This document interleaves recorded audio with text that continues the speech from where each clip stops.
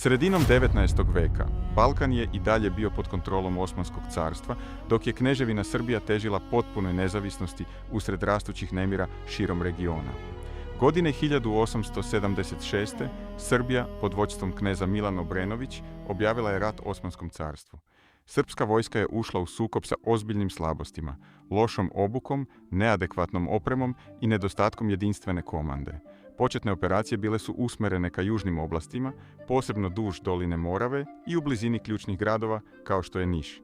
Međutim, osmanske snage, bolje organizovane i iskusnije, brzo su pokrenule protiv ofanzive.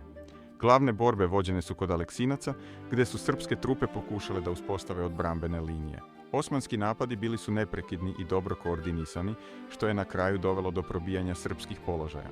Veliki gubici primorali su srpske jedinice na povlačenje, a front je počeo da se urušava pod stalnim pritiskom. Osmanske snage su prodrle dublje na teritoriju Srbije, ugrožavajući jezgro države i izazivajući široko rasprostranjenu paniku među civilnim stanovništvom. Istovremeno, unutrašnji problemi su dodatno oslabili srpski ratni napor. Neslaganja u komandi, logistički neuspehi i neujednačena koordinacija između jedinica smanjili su efikasnost vojske. Dobrovoljci iz inostranstva, uključujući oficire iz Rusko carstvo, pristigli su da podrže Srbiju, ali njihov broj nije bio dovoljan da promeni tok kampanje. Do jeseni 1876. godine Srbija se suočila sa gotovo potpunim porazom.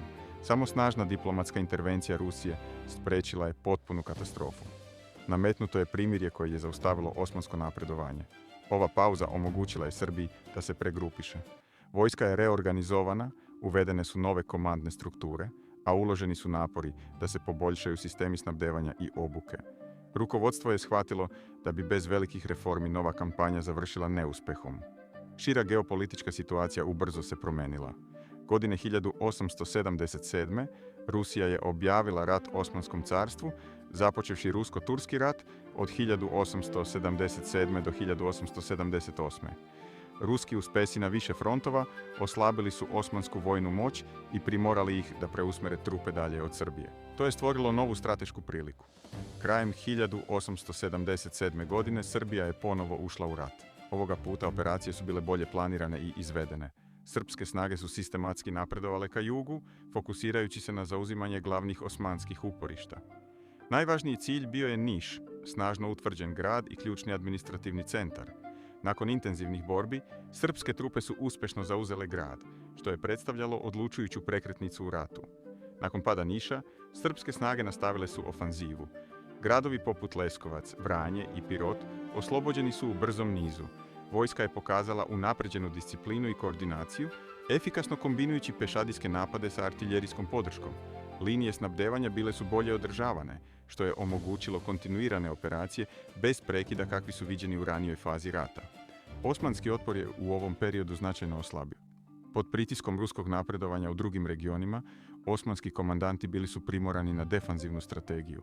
Srpske trupe su iskoristile ovu situaciju, napredujući dublje u ranije osmanske teritorije i učvršćujući kontrolu nad ključnim oblastima. Kampanja je postala niz proračunatih ofanziva, a ne haotičnih sukoba. Uspesi srpske i ruske vojske primorali su Osmansko carstvo na pregovore. Rat je formalno okončan Sanstefanski mir koji je kasnije revidiran na Berlinski kongres. Ovi sporazumi priznali su Srbiju kao potpuno nezavisnu državu i dodelili joj značajno teritorijalno proširenje, uključujući ključne južne oblasti koje su ojačale njen strateški položaj. Ukupno posmatrano, ratovi od 1876. do 1878. godine predstavljali su odlučujuću transformaciju.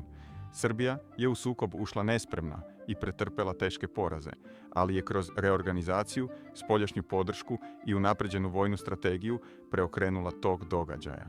Nezavisnost je ostvarena, teritorija proširena, a država je izašla snažnija i stabilnija.